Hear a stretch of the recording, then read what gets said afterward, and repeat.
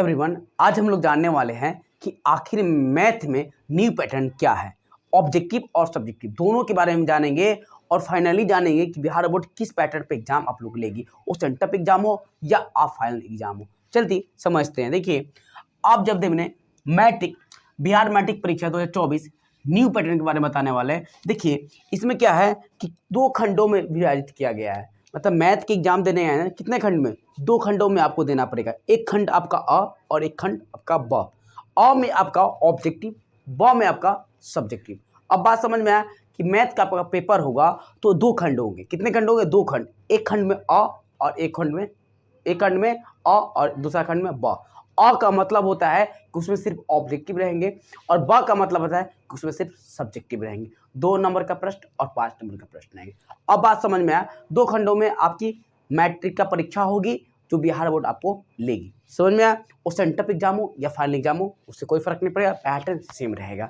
समझ में आया? देखिए, अब क्या है कि ऑब्जेक्टिव जो आप लोग का बार बार कमेंट था कि ऑब्जेक्टिव क्या सर, ऑब्जेक्टिव क्या 60 ही आएंगे और 50 ही सॉल्व करना पड़ेगा? नहीं, आज क्लियर हो गया कि नहीं, अब ऑब्जेक्टिव की संख्या 100 आएंगे और उसमें से कितने, उस संख्या को 50 को सॉल्व करके देना है आपको। ठीक है, यानी कहे तो अब ऑब्जेक्टिव प्रश्न की संख्या कितने होंगे? 100 होंगे और उत्तर कितना देना पड़ेगा? 50।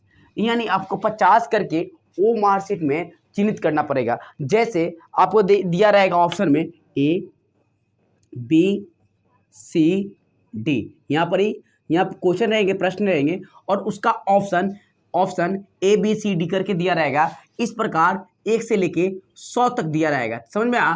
तो उसमें से एक ऑप्शन इसमें पक्का सही रहेगा। ये चीज आप ध्यान दीजिएगा कि जो आपके पास ऑप्शन आया है, 4 ऑप्शन, यानी ऐसे ऑप्शन करके आएंगे ए बी सी डी, ये 4 ऑप्शन में से एक ऑप्शन ऐसा होगा जो उस प्रश्न का उत्तर होगा। समझ में आया बात को?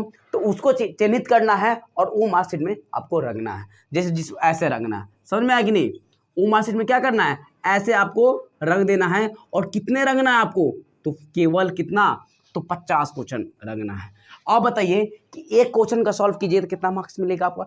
एक क्वेश्चन का सॉल्व कीजिएगा तो 1 मार्क्स मिलेगा। तो इस प्रकार 50 क्वेश्चन आप बनाइएगा और 50 क्वेश्चन को बनाकर चिन्हित करके वो मार्कशीट में रंगिएगा तो आपका कितना होगा?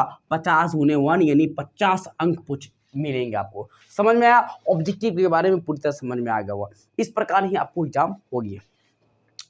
अब चलते हैं खंड ब में। खंड ब में क्या है कि एक तो लघु उत्तरीय प्रश्न पूछते हैं और दूसरा दीर्घ उत्तरीय प्रश्न पूछते हैं।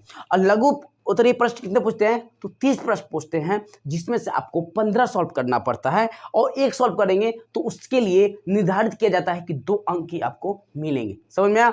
और दीर्घ उत्तरीय प्रश्न में क्या होता है कि आपको 8 प्रश्न दिए जाते हैं, उसमें से आपको 4 प्रश्न सॉल्व करना पड़ता है और एक प्रश्न को सॉल्व करते हैं तो उसके लिए आपको 5 नंबर दिए जाएंगे। इस प्रकार आपका चारों को सॉल्व करना पड़ता है और 20 नंबर वहां से मिल जाता है और वहां से 30 नंबर मिल जाता है। इससे 50 नंबर होता है। जी समझाते हैं। देखिए, अब लघु उत्तरीय प्रश्न क्या होता है कि लघु उत्तरीय प्रश्न जो कुल संख्या कितनी होती है, प्रश्न की संख्या होती है 30 और हल आपको करना रहता है 15।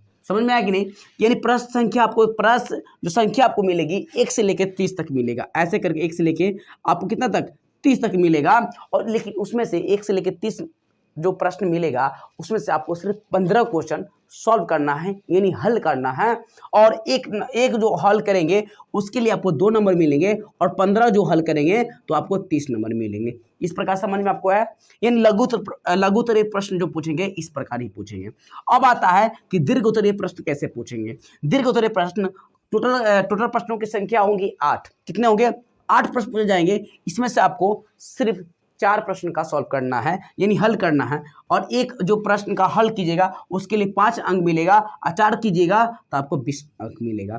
इस प्रकार मैथमेटिक्स का फाइनल न्यू पैटर्न का शेड्यूल है जो यही पैटर्न है और इस आधार पर आप लोग तैयारी कर सकते हैं। बेस्ट तैयारी हो सकता है। समझ में आया? इस प्रकार आप देखिए कि 50 अंक यहाँ पर ही है। 50 अंक आपका ऑब्जेक्टिव पूछ दिया, 50 अंक ऑब्जेक्टिव। लघु उत्तरीय प्रश्न आपका 30 पूछेगा और दीर्घ उत्तरीय प्रश्न 20 अंक का पूछेगा। इस प्रकार जोड़िएगा तो आपका 100 अंक का पूछेगा। समझ में आया? अगर आपको